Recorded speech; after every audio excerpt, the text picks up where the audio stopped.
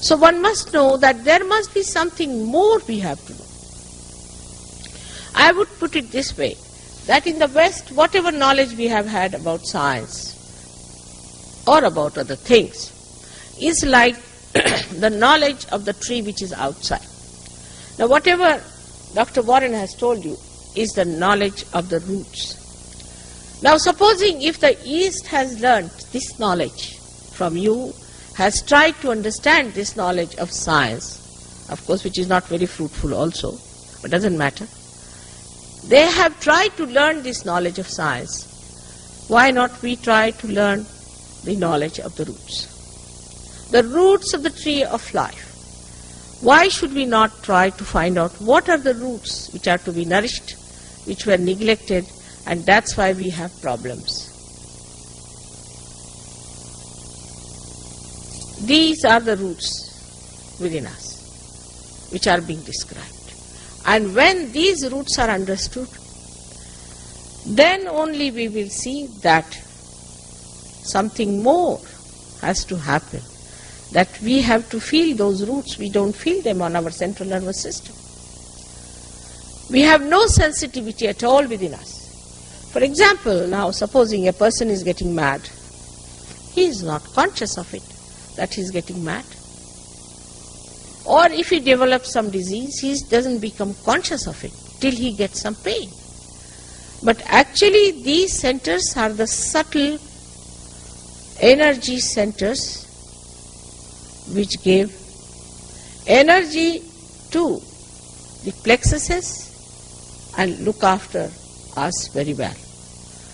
But how to enlighten these centers? That was the big problem. How to enlighten these centers so that we start feeling our roots. For that, God Almighty, who is our Father, who is very kind and gentle, in His all care has made this beautiful thing within us. And all of them are like the milestones of our evolution. These centers are to be enlightened. And when they are to be enlightened, something has to be done. For that, in the triangular bone here is placed the energy called the Kundalini. It's a Sanskrit word meaning the coils. It is in 3.5 coils for a particular mathematical reason. A mathematician can understand 3.5 is very important coefficient. 3.5 coils, it is placed there. And this has to be awakened like a primule in a seed to enlighten all these 6 centers and ultimately enter through this center, which is the 6th one in this order, because the 7th one lies down below the Kundalini. This is the important thing that has to happen to us to become the spirit that Christ has told us, that we have to become the spirit, that we are to be born again. It is again certifying ourselves that we are born again. You do not become. Let us accept one thing. We are not going to live with myths and dishonesty. If we are going to be honest with ourselves, it is beneficial to us. It is benevolent for us to be honest with ourselves and to realize that by giving ourselves certificates, we do not become anything. It's only a mental projection. Whether I call myself a Christian or a Muslim or a Hindu makes no difference whatsoever. Whatever dress I wear or howsoever I comb my hair makes no difference to me at all. In all honesty, we have to perceive and see. To reach that absolute stage, this Kundalini has to rise. There's no other way out. And this is what is the Holy Ghost within us. This is the Holy Ghost. Is the reflection of the Holy Ghost, and Holy Ghost is the energy of God, which is love, which is His desire. His desire is the Holy Ghost and is reflected within us as the Kundalini. So the desire of God is that you should become the citizen of his kingdom. That you should enter into his kingdom and enjoy all the fruits of his blessings. Understandingly, knowingly, on your central nervous system. This is his pure desire. And if that pure desire within us rises, then we see that all other desires were useless. And they are not pure either. Because we have some desires, say for example, we want to have a car, all right, have a car. They want to have a house, have a house. Never satisfied. In general, it is said that wants are not satiable. Because they are not wants, they are artificial wants. The real want, the real desire is this one. This energy of pure desire that says you have to unite with the divine, with the all-pervading power of God. That is our pure desire. And unless and until that desire is completed, you may do any kind of things, you may go to all kinds of things, try anything, you can never achieve it.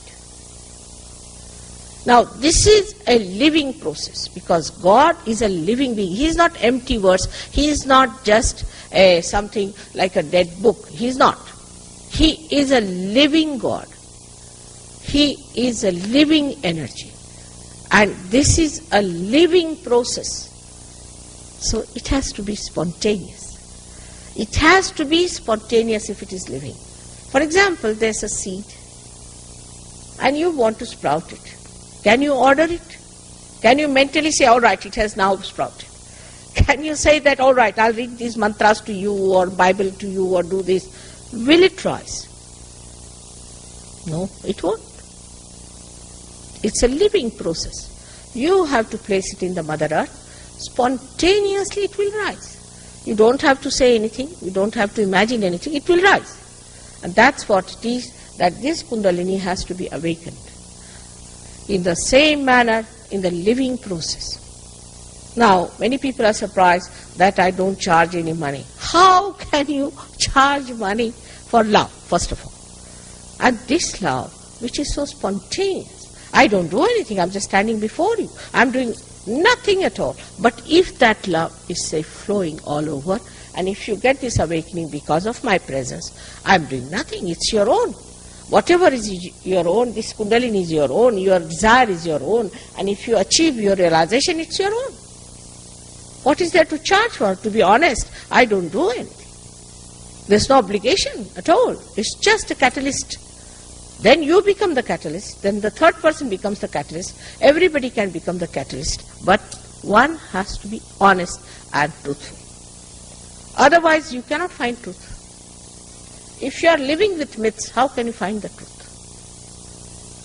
Now the modern Sahaja Yoga, what I call it, whatever the way I'm trying it, is a little different that people could have used before. Like they first wanted to clear chakras after chakras, everything, and then go through all kinds of penances and all that and rise the Kundalini. Because people needed this cleansing. Now, what I thought was the easiest method is somehow or other to raise the Kundalini. Somehow. Make it even a little glimpse of the light into people.